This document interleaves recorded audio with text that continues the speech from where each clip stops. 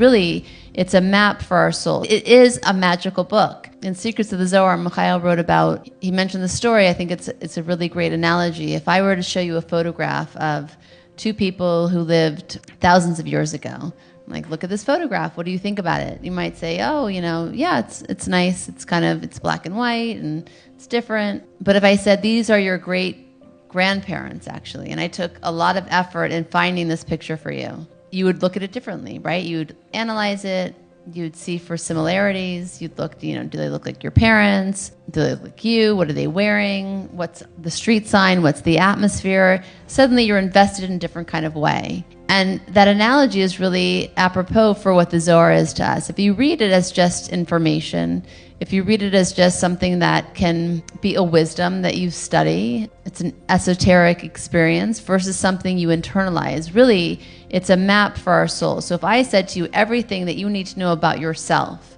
about your psyche, about your future, you can get all the answers. If you really study this wisdom, you would study it in a different way than if it was just something that brought you protection. It's not something to just peruse over. It's something to really internalize because it is connected to your soul. The truth is, if you study about judgment in the Zohar, you can remove judgment from your life.